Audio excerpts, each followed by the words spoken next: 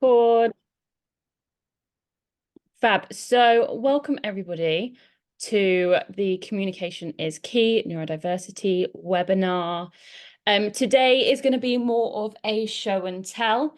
Marc and I run in-person workshops, which is all about being as interactive as possible, getting people out of their chairs, communicating with each other. But as this is a little taster, we'll just be showing you the information today. So what we're going to cover, we're going to look at identifying what neurodiversity means and the benefits of a diverse team. We're going to look at understanding biases in the workplace in particular and how to overcome this. And we're also going to learn how to deliver a personalized working experience and development plan for either your colleagues or the team that you manage. So we're going to start today with some introductions, some dashing photos of us both. Marc, would you like to start? Must say mine is airbrushed slightly. I'm only kidding.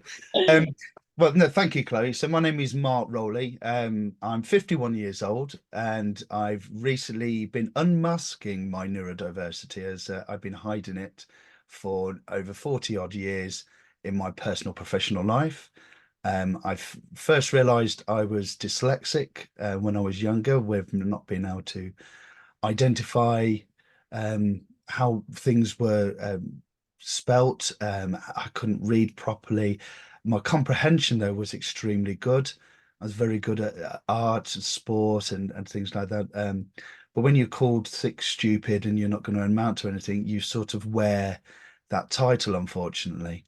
And it wasn't until later on in life I realized that I wasn't. And that's where I found out about ADHD as well. So I found my amazing learning styles and started getting into it using different ways of learning, Audible, but also mind maps, which actually helped me get me through a master's degree in leadership and management, which I did when I was 36.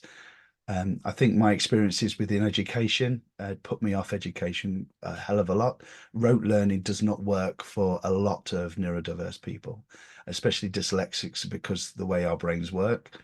But later on in life, I have done that, and now I'm a university lecturer teaching a master's degree in leadership management, but also a qualified counsellor helping people with stress, anxiety, and trauma, which we find a lot, unfortunately, a lot of neurodiverse people have gone through that trauma due to that misunderstanding from a world that tries to put you into a square hole.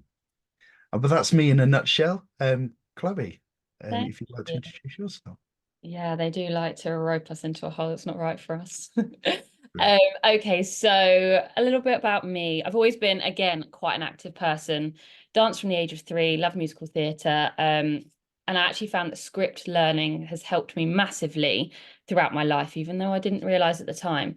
Academically, I've always been interested in learning, but struggled with reading, especially concentration when reading text. School reports, when they look back, they say I was quite sensitive, either happy or cheery, and sad and teary. Now, growing up, I knew my family was different, but I could never explain why. We were very creative people and just like were different to the norm that I saw at school. When I was at school, I was bullied a lot. I had struggled with friendship groups, suffered panic attacks, and actually had a get out of class card. But whenever I spoke to doctors or anything, they just said that I had anxiety. Loved graphic design, and in a similar way to you, Marc, I learned all of the information through creating like books and making them colorful and making graphics. So when I was studying modern history and politics and everything is so literature based, I just struggled so much. I went to the neurodiversity team and was tested for dyslexia.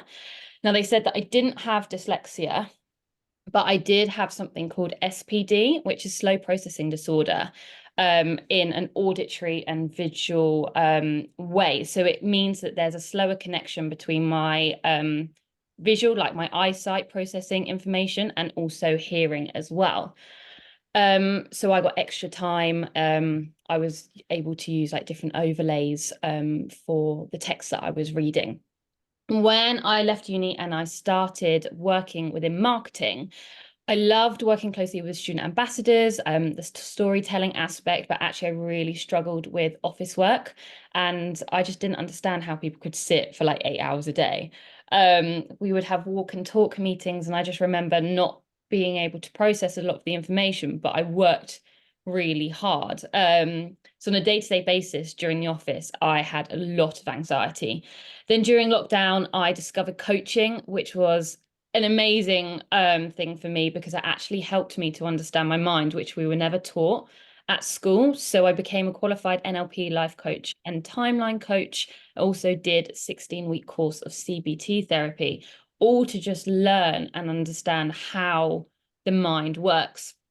Alongside working as a marketing manager, I worked with clients on a one-to-one basis, looking at their careers and looking at life coaching. But a massive game changer for me and that opened me up to the world of neurodiversity too and ADHD was actually I had a new manager back in 2021, and she had come from as a director of marketing in the government and at other universities too. And she openly shared that she had ADHD. Now, I worked so closely with her, and I just admired the way that she was able to communicate what she needed in the workplace. And actually, once she communicated it, she could rise up the ranks. And I just never had that experience before. So that was really inspiring for me. And she mentored me really closely and noticed that actually I probably had ADHD too. And then when I went to Australia, in September 2022, I traveled a little bit beforehand, but I started working for this company called Full Black. Now, Full Black is a company that works with young Indigenous students that have been caught in the prison system. And I was working on support workshops for them to help them, one, actually get statemented and get the funding that they need, but also to support them and help them learn in a really different way. From this point, I then started working for Hyatt Hotels and was delivering leadership workshops across Sydney, Brisbane, and Melbourne.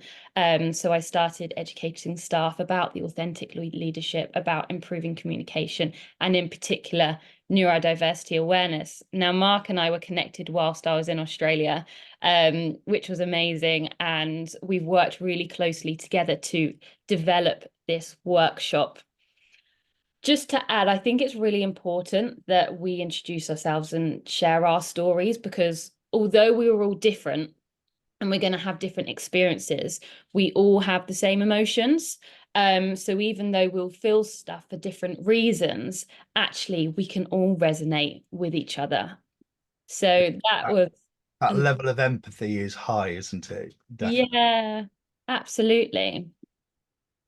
So we're going to start this session with a video because when we discovered this, it just captures neurodiversity in such a short and sweet way. So I'm going to start playing it. Marc, can you let me know if it works? Just like our fingerprints, all our brains are unique. But for the majority of people, their brains are similar enough that there are largely no obvious differences in how they function. They have differences in things like skills, preferences, and styles. But mostly, their brains mean they perceive the world in the same way. But for others, their brains are more fundamentally different.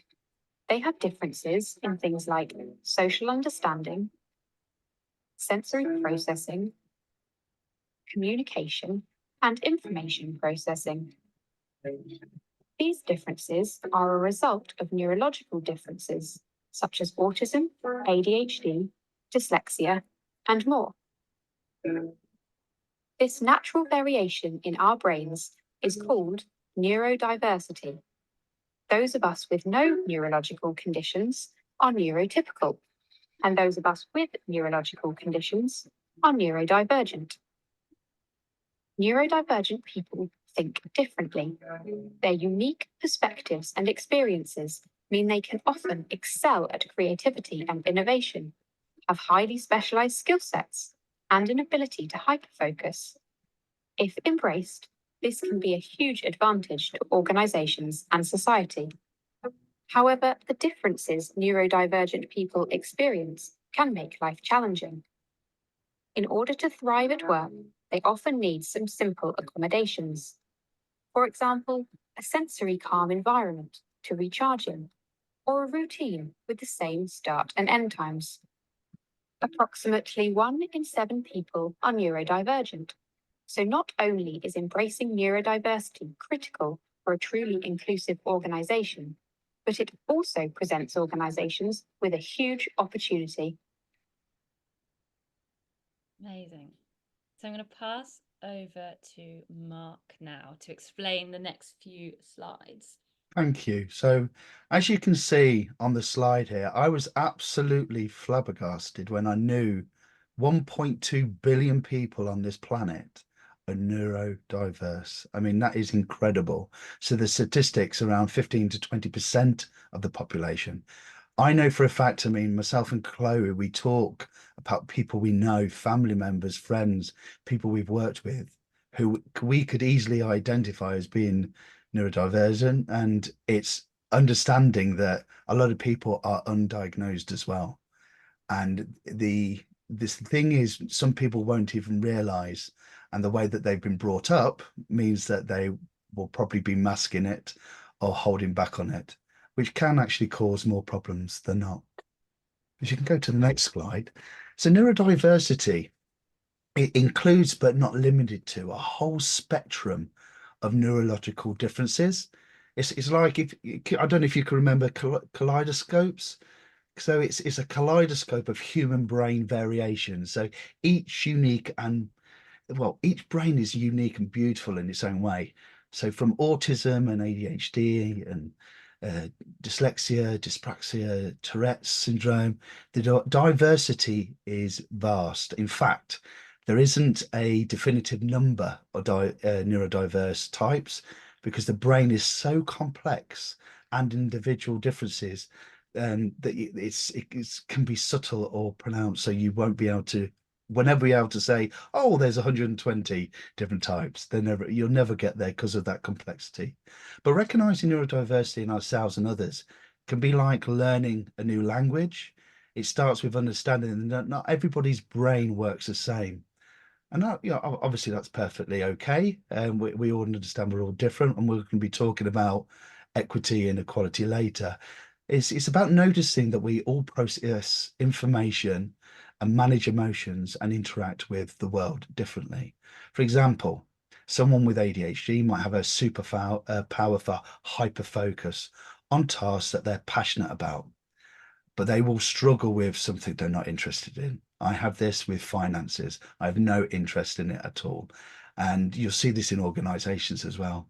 Or someone who's autistic could have incredible attention to detail and memory for facts, yet find social interactions challenging. But if we start recognizing these traits in ourselves, it's about self-reflection and noticing where our strengths and challenges lie. But in others, it's about observation and empathy. So we have to listen to how people describe their experiences and preferences, and notice patterns in behavior, like how someone might need to take frequent breaks during meetings. I know, Chloe, we've talked about this, haven't we? Plenty of time. Or how they prefer written instruction over verbal. So it's all about turning in, or tuning in, I should say, to each other's unique wavelengths.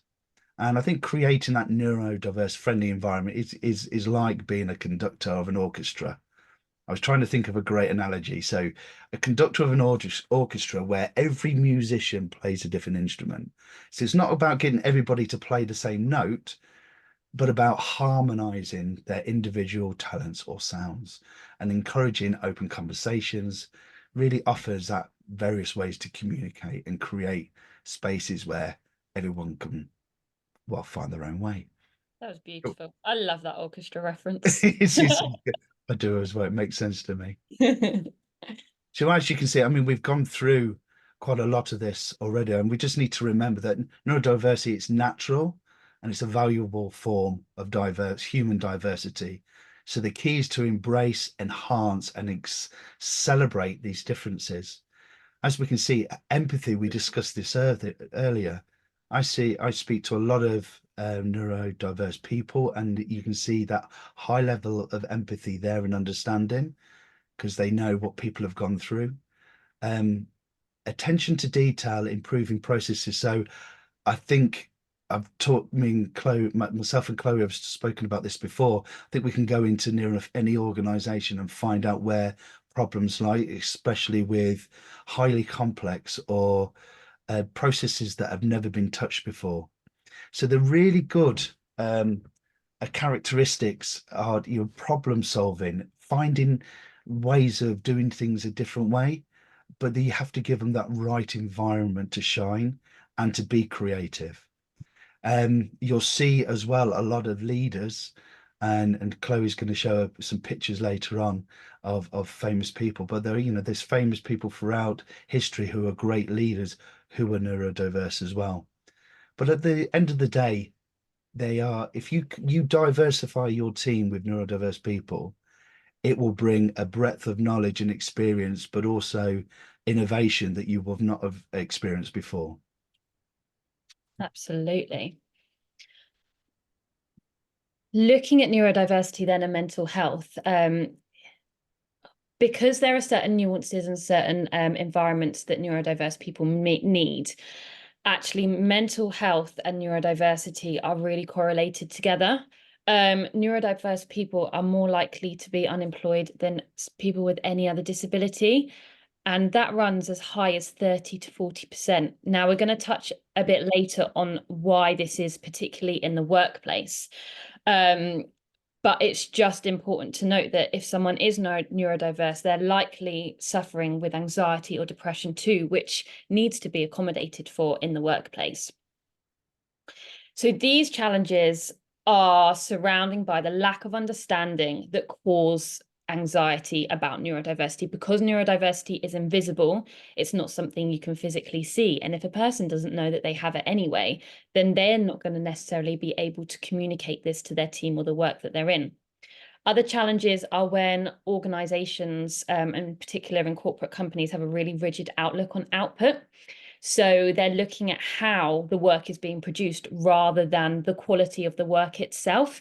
And this can put unnecessary pressure on an individual, especially a person with ADHD.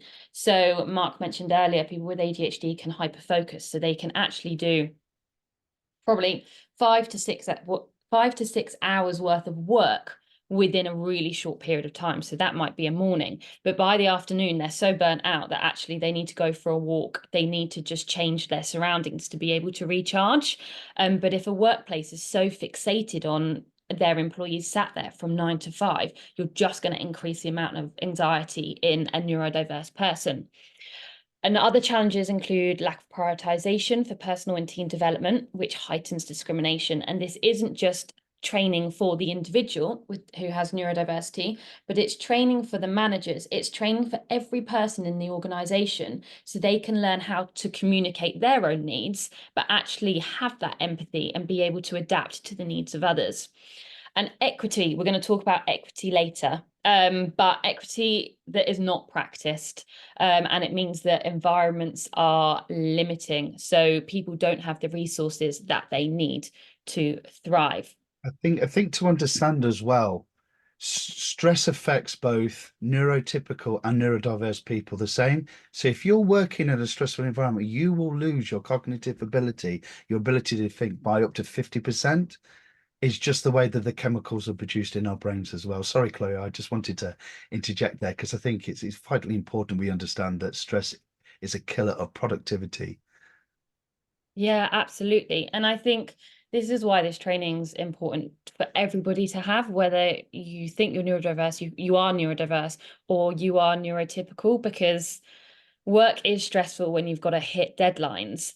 And it's really learning how to get the best out of your team, whether they are neurodiverse or not. So the more we can learn, the more information that we have, the more collaborative we can be and just work together in a more positive way. Yeah, that was great. Thank you, Marc. It's really important to make sure the conversation is really inclusive of everybody as well, because everybody needs to learn about this. So on the screen, we have a picture of somebody in a wheelchair. Now, the reason why I've brought this up is because it's enhancing the idea that neurodiversity is invisible. However, when we notice someone who has a physical disability, it almost becomes automatic, or it should become automatic, that You want to give them the resources and everything that they need to do what they need to do within their role. However, when you're neurodiverse, that isn't necessarily the case because you can't physically see it. Now, I've put an old computer on here because we can all remember, there's no one here that's under 18, that these computers can be slow. And I'm going to talk from personal experience now. So sometimes in the workplace, I can hyperfocus. I hyperfocus quite a lot on things that I'm passionate about. However, it usually gets to some point across the day, probably around like 2-3 o'clock, where my brain likes to shut down. And no one can see this. Oh, well, unless you are educated about neurodiversity or you are a psychologist, because you tend to like glaze over a little bit. But my brain can just shut down, and I'm searching for names, I'm searching for the information that I want to say in my head, and it's honestly like a dial-up in an old computer. Like, I'm trying to think quickly and I'm trying to get my brain to catch up with the words that I want to say. And if it's at work and you're trying to give a presentation, it's an absolute nightmare. So all of this is happening whilst I could be smiling. And this is what makes neurodiversity so challenging, and especially working spending as much time doing theatre that I did, I knew how to smile. I knew how to kind of put on this mask, which is what Marc was saying earlier. But in my head, it's gone into shutdown mode, just like the dial-up computers. However, on the flip side of that, when processes are super efficient, I can work at lightning speed. So in 2020, I bought a Mac, and it was incredible.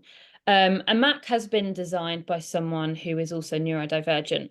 And the reason why a Mac completely changes my productivity is because Notes connects to my phone. And I think best when I tend to be on the move, or when I'm walking, or tends to be in the shower, but I don't use my phone in the shower. But if I have an idea, I will literally put my notes into my phone, which then connects to my laptop. So I know when I'm then working, I can transfer that to the place that I need to. Also, my Mac allows me to read when I can't. There's a really easy integrated function into it where when my brain just doesn't want to read anymore, and this is, bearing in mind, after like half a page, this isn't after hours and hours of reading, my laptop reads to me. And actually, when I was in Australia, and this just shows the impact that it has, my Mac broke. A dog chewed the screen, which I was very upset about. But I was not only upset because it was broken, but I knew that I relied so heavily on this piece of equipment for my productivity within my work. I bought a really cheap Lenovo, and honestly, my productivity went down, and it'd make me really emotional. Like, I think I cried for about a week when my Mac broke, because when everything is so efficient, it just allows me to do the work that I wanted to do. However, on the flip side of things, when a workplace gives you an old Dell that just doesn't have the software that's loaded properly on it, it doesn't have the connectivity that my phone to Mac does, it really damages my productivity and therefore my mental health. And it's just these small nuances of equipment that no one would really think about, but we're bringing it up during this session because it's just so important. That's a great story. I cried over my Mac in Australia. I feel your pain. So, but we're on to biases now. We are. So, well, how I like to describe biases. So, picture this: every day we walk through like a garden of human minds at work, and each are unique and wonderfully complex. But sometimes, without even realizing it, we follow well-trodden paths. So we always go down the same path, guided by our unconscious bias. So these bias are like invisible threads, subtly influencing our perceptions and our decisions, particularly towards those who are neurodiverse. Now, when I teach my overseas students, I'm talking about unconscious bias all the while. So unconscious bias, that they're like a background app running on your phone. We might not be aware of them, but they're there. And we all have them. Everybody on this call, everybody listening or watching this again on video, everybody has them, and they consume energy, and they're affecting performance. So when it comes to people who are neurodiverse, these biases can inadvertently create barriers to understanding, acceptance, and appreciation of their unique contributions. I'm not sure if you're aware, there's about 150 identified biases. They range from affinity bias, where we favor people who we feel are like us, to confirmation bias, when we look for information that supports our pre-existing beliefs as well. So I don't know if you've thought about buying a car, say you wanted to buy Volvo, and then suddenly you start seeing Volvos everywhere. That's confirmation bias, and that's looking for pre-existing beliefs as well.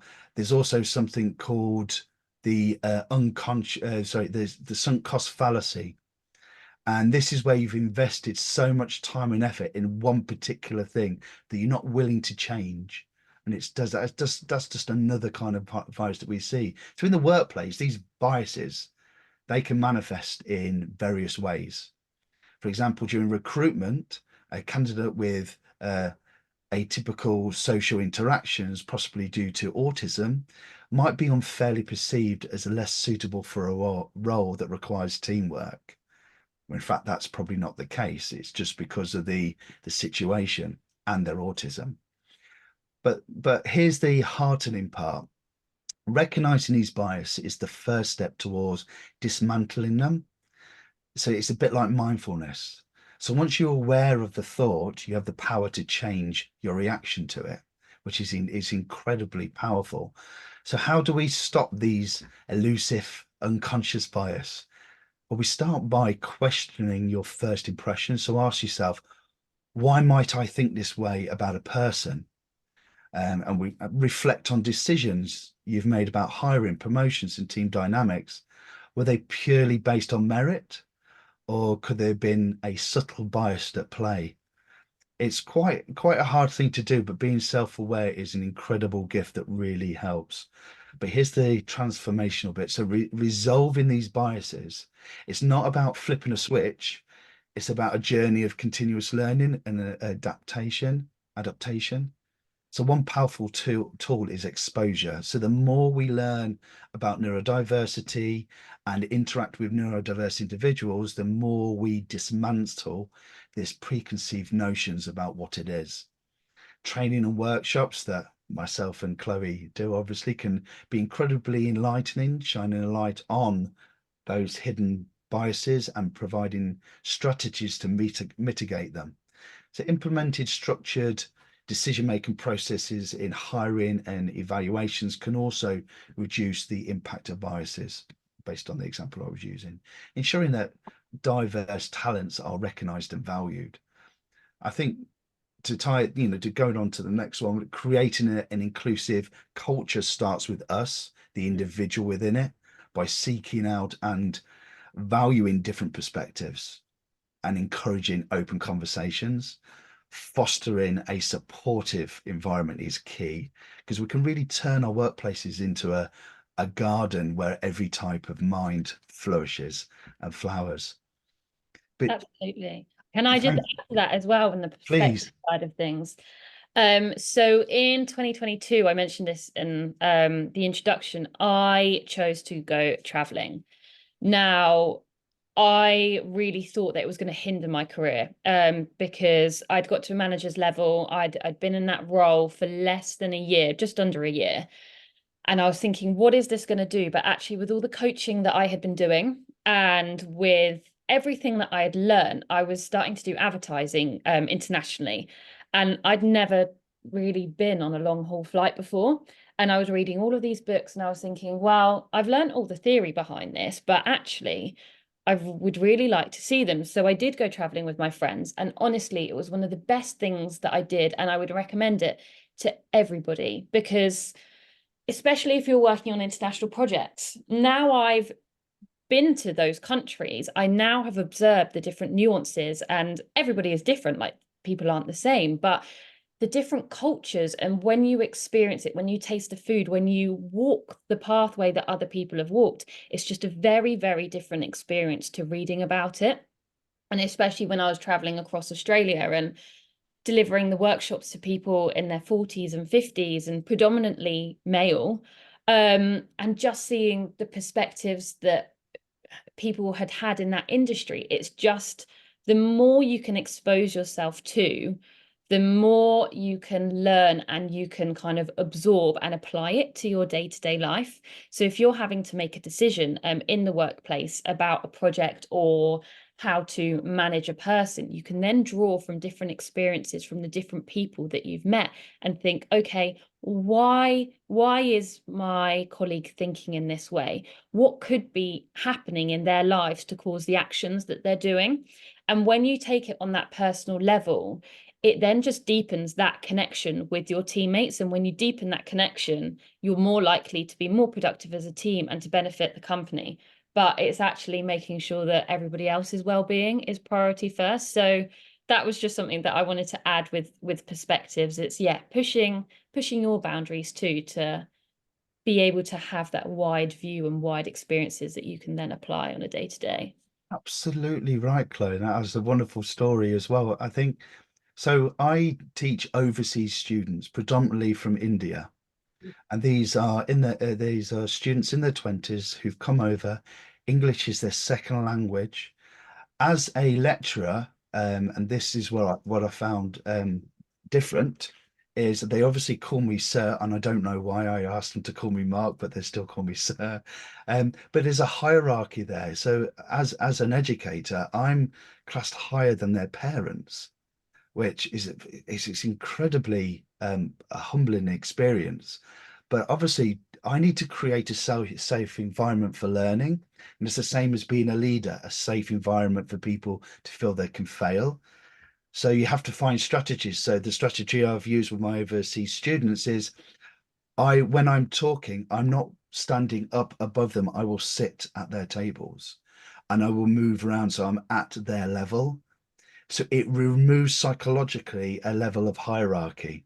And I will, if I've made a mistake, I will openly say, I'm ever so sorry, I've made a mistake. And you have to be open and honest. And that's a key, because perspectives, I mean, every single one of us interprets information differently, don't we? Yeah. So if picture a simple statement being interpreted in multiple ways by different people in a room, it just happens. Perceptions. I'm not sure if anybody is aware, but I used to be a professional boxer many moons ago. And I tell people, and they go, yeah, but you haven't got a flat nose, or not to say I was very fast. But do you see what I mean? People don't understand those life experiences, how you make those perceive unconscious biases. But perception is key, because this diversity of interpreted stems from our unique mental filters that we have, and it's developed from a lifetime of experiences, educational, personal growth, where you were brought up. Everybody's views are different, so you deal with different perceptions. And what makes a team discussion so vibrant, but also admittedly challenging at times. And then there are priorities. So what's urgent for one may be trivial for another due to perception and perspective. So this doesn't just apply to work tasks, but in life in general.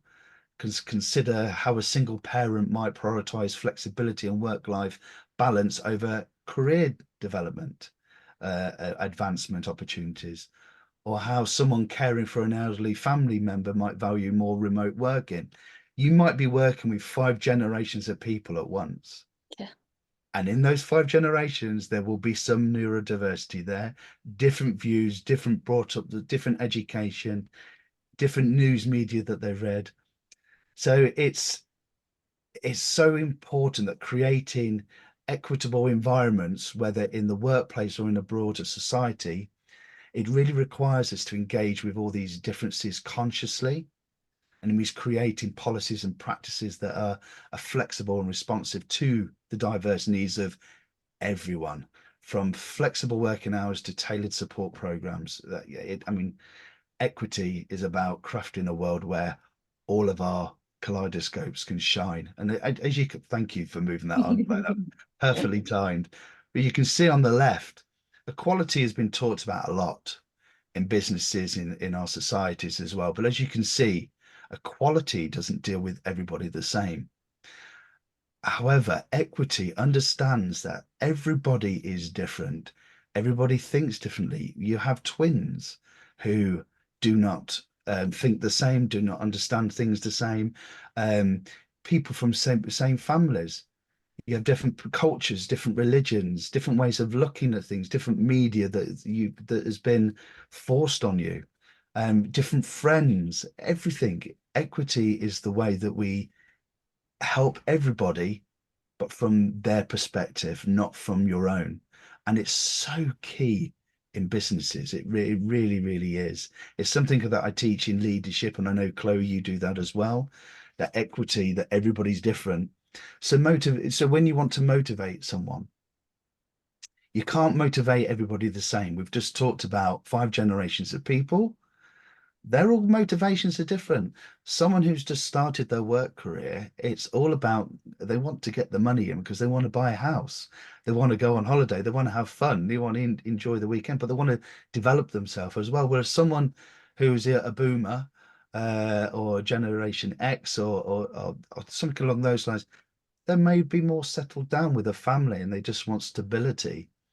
But everybody's different. There's going to be people that are boomers who may not have got married and may not have kids and actually just love life to the max. In fact, I can give a great example. I had someone within my team, a gentleman, kept himself to himself. He just did his work. And through talking to him and engaging him in one-to-ones and not just talking about, well, how well are you doing on your goals? I actually asked him, what was his goals in life? What was his coping mechanism? What was his dreams? And he was saving up to buy one of those big bikes, I think like a BMW or something like that, huge bikes, and he was going to drive all the way around Canada. Now, I never knew that before, but once I knew that his perspective was getting the money in. So I would offer him opportunities to do more overtime, to do more work, but also to go for different roles that I would actually bring more money in. And that's the key. Once you understand, I think there's an academic model is Hertzberg's motivation. And once you understand what their motivation is, you can help them. But you see, it's the same with neurodiversity. Once you understand what their view of life is, what's best for their working environment, when you're not looking about how they do things, you're just looking about results, that changes the landscape completely. Absolutely, it does. And that reminds me, when I was delivering the workshops in Australia, it baffled me that the managers, just because it was at different levels, it was heads of department, and it was also the managers underneath them. And it just baffled me that they knew nothing about each other and their personal lives. Sorry, the dog has just walked in, even though the door was closed. Hello. And yeah, and that whole session, the 3-hour session, was all about also them getting to know each other and understanding those drivers and those motivations, because I think Marc and I have spoken quite a lot about, actually, you can't wear completely different hats for your work and life. Like, you can, if you're really good, you can kind of block it out a little bit, but your personal life does impact your work life and vice versa, because most people are going to work to earn money. So if you can understand what people are passionate about, then you can support them in the work side of things to make their work life and create the environment that they need. But also that is going to have a real positive impact in their personal life too. So if you can approach them both in a similar sort of way, then you're just going to improve the well-being of your team. And by listening to the people and to listening to your colleagues and employees and understanding what specifically that they need to thrive. So whether that's like you said, Mark, about earning more money to buy a bike or a car or a house, etc. Or it could be, I really want to excel in this aspect of my career. I'm going to need this equipment, and I'm going to need to go into a different room to work. And it's not because I'm skiving, but it's because I need the quiet of not being in an open plan office. But we'll talk more about that later on. Now, here is a page full of well-known celebrities. Now, everybody on this page is neurodiverse. So whether they have autism, ADHD, dyspraxia, dyslexia, and these people have achieved amazing things. And it's all because they were given the environments to thrive in. They had mentors, they had people who just invested time into them, built their confidence, and allowed them to hyper focus in what they chose to do.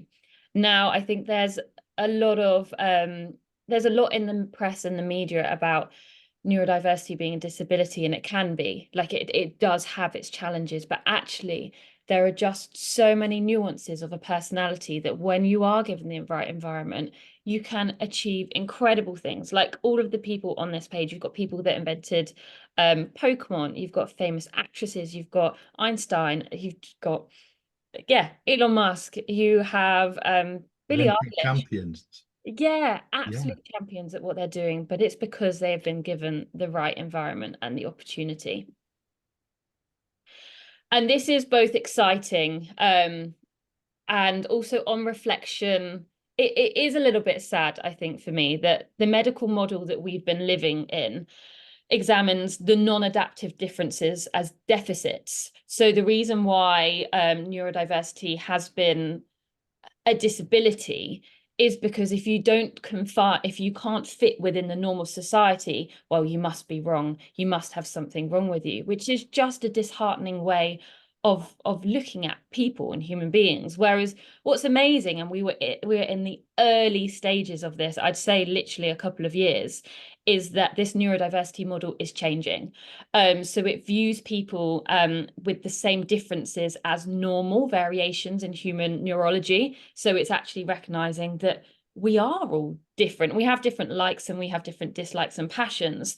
But actually, we need to make changes to society to welcome these differences, because when people are given the equity of opportunity and the resources that they need, they absolutely can thrive. And we should be aiming for that across all workplaces, to allow everybody that opportunity. If you think about it as well, it wasn't so long ago, they're actually calling neurodiversity as a disability.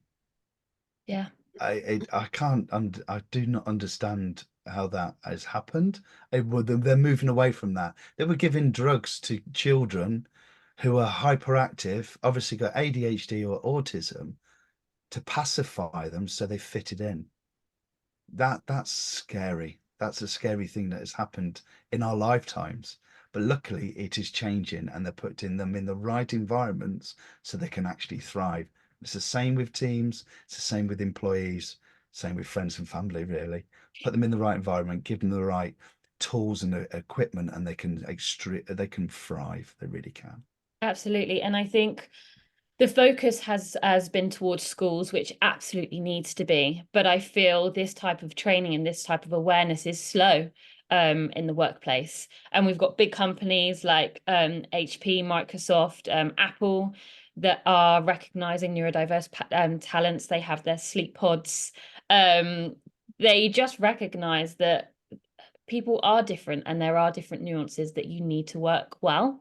But these are the top performing companies, and I wonder why they're top performing companies globally.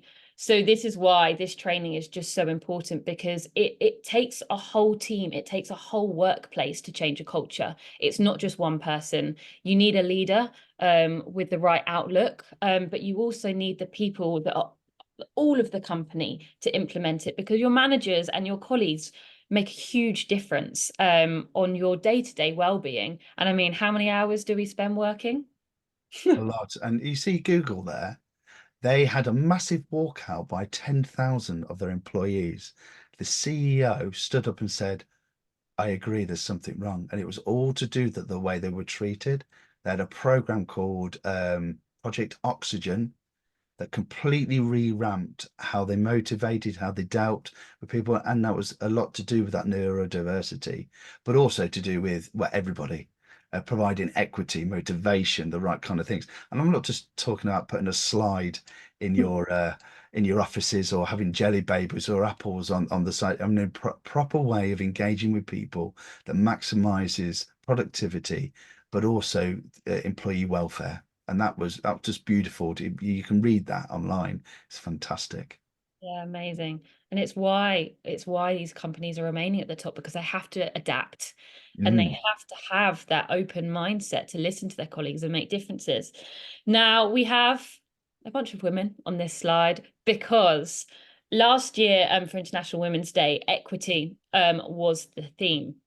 And actually, when I've been doing research into neurodiversity, most research has been conducted by men for men. And sadly, it's still the world that we're living in. We're playing catch up. There's huge amounts of data on how ADHD and how autism is present in men, but actually in women, it's only the last couple of years that they've started to test it. So it's really important to bring women into this conversation, which it obviously would, but more so because there's so much catching up to do. And I think a lot of neurodiversity has been blamed on hormones and time of the month and imbalances, and there's more awareness about the menopause now. And actually, it's still only in the last couple of years. So it's really important to support female colleagues, to help them understand and to give them everything that they need to be able to thrive in the workplace too. Absolutely agree. As the only male in this combo, I would say, yeah, I've actually had to learn about the menopause myself, not for myself, but when I was working for a large corporate organization, I found it was important because I had quite a few members of my team who were perimenopausal, who were going through the menopause, but it's not helping them, but helping everybody else understand that, you know, those differences and those challenges, and to be supportive about their colleagues. It's so key. But also, you're completely right from that neurodiversity point of view. Yeah, ladies have not it's not as hard, not as easy to recognize, but even so, it should be easier, and it should be based on equity as well. Completely agree. Absolutely. So responding to neurodiverse employees, we're actually going to send a handout out after the session to run through the detail of this. But in the next couple of slides, we have some images to help remember how to make these adaptations in the workplace. So the first one is adapt communication and provide clear expectations. So the first image represents time planning and deadlines, and actually helping your colleagues map out exactly what they need to do.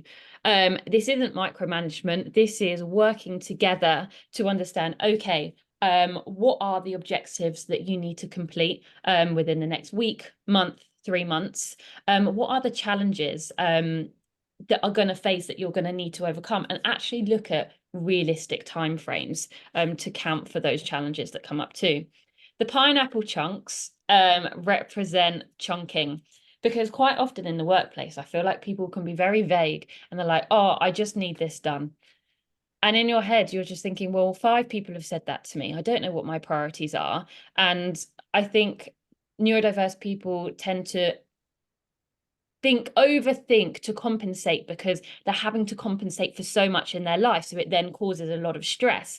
So it's speaking to your colleagues or speaking with your manager to be like, no, I need exact tasks. I need to know exactly what needs to be done and when, and I need help chunking this down, because I've got so many different priorities coming from so many different places. I really need to understand, what do you need from me? But in order to be able to do that, and this is the 2 fingers hugging each other, it's a manager needs to create that psychological security for their colleagues around them. Because if you don't feel safe that you can actually share who you are as a person and share what you need, then actually it all just breaks down. So a manager has to be really open and ask the questions, like you said, Marc, earlier. about what are their driving motivators. I'm going to hand over to you because I'm just going to. Well, there's something called the psychological contract. It's an unwritten contract that employees and employers have. So, for example, if you've been charging your mobile phone up at work, okay, and suddenly a new manager comes in and changes that and says, why are you plugging your phones in? No, I don't want any phones on the desk. You're not charging them. That's you break a psychological contract. That's how productivity goes down. That's how you start feeling resentment. But it's the same when you're creating a safe environment for neurodiverse people. If you have in place, yes, of course, if you feel the need to get up, walk around, go out of the building, I know you'll still be working because I'm not basing your results on how you do it. I'm basing it on what the results are. And then if you change that, a new manager or leader comes in and says, no, I want it detailed. I want to see what you're doing. I don't want you to leave your desk. It just breaks down that psychological contract that you have, and it can ruin, well, it will ruin productivity massively and creativity. I mean, even if you're neurotypical people, creative people need to have an environment where they can think, where they're not under stress. They're just walking around somewhere or going out into Mother Nature, smelling the air, hearing the birds sing, hearing the wind through the trees. That's how creativity works. Was it as a Sir Isaac Newton? Was it invented gravity? No, he didn't invent gravity, but found out gravity was by an apple dropping. Was it Newton? I can't remember. It's one of those, but you know what I mean. Yeah, but also with the bath, getting into the bath and seeing the displacement of water as well. Everything happens when you at least expect it, and Yeah, that's how creativity works. everything is connected. I'm just acknowledging time as well, so we'll speed through. There's only 2 slides left. It's about creating inclusive environments. So we've touched on this already, actually, in workplaces. Finding these images, though, especially for the toys and for the sensory room. Fidget devices, fidget spinners became popular a couple of years ago. And actually, when you're finding images of these, they just link it to children. But when you're neurodiverse, this doesn't stop when you're a child. It continues till the day that you die. Like for me, if I'm going to concentrate, and you can't see because it's been under the table, but I'm constantly fiddling with things because I know that to be able to focus my mind, I need to kind of move. And so fidget spinners and like having stuff to play with in the office, or you see people playing with their pens, that's really important because it's not someone being distracted. Actually, it's the total opposite. It's helping them concentrate on that 3-hour-long presentation that you're having to watch. We've spoken about walking. It can be an amazing way to regulate the body for neurotypicals and neurodiverse people. As you said, it's great for creativity. Going to the gym and exercising, it's having the flexibility with your employees to not just be so rigid in when they can go out and take the lunch break. So for me, I found that going to the gym 2 till 3 is amazing because I'd switch off at that time during the day. And so if I can go move my body during that time, I can come back and crack on with work so much easier. And then we've got an image here, which is about sensory rooms. So open plan offices can actually be really, really damaging, well, challenging for neurodiverse people because there's just stimulation everywhere and people are on the phone, people are talking, people are coming up to you, and it's just a constant distraction. So actually having a place in your office or maybe outside or on campus at a university where people can go and you trust them to say, I just need some time out, or I want to take my laptop and I want to go work in silence because all of these people chatting all the time is just distracting me from that. I'm going to move on to the next one, just because we've got a couple of minutes left. And exactly what you're all doing today. So I think you need to congratulate yourselves for being here. Encourage self-advocacy. So it's all about learning about yourself, and also learning about others, how you can all work together as a team to increase the knowledge and education that you have, because when you have more knowledge, you have more power. You can then apply that and help not only yourself, but other people around you. So Marc, do you just want to finish up with this slide? I think this is a great say. It's about diversity and welcoming differences. in our world, because differences are what make this planet such a beautiful place to live and be with people. So you just embracing it and being aware that people are different, but it doesn't mean different is bad. Differences can be extremely good and beneficial. And we need to, we're in a fast changing and paced environment now. Our worlds are changing. It's so fast. Technology is changing so fast. We need to keep up with that. And there's people around that actually can help with it. So let's embrace that diversity. Let's embrace that equality and equity to its maximum, definitely. Absolutely. Thank you. So I know we've only got a couple of minutes left, but I am going to stop sharing. And if anybody has any questions, feel free to pop them in the chat or raise your hand and yeah, ask the group. No worries if not, because Hello. Hello. It's Caitlin. I just wondered, what were both of your perspectives of, if we could only tackle one thing, first of all, what would that issue be for you for neurodiversity in the workplace? What leading people or just understanding it within the workplace?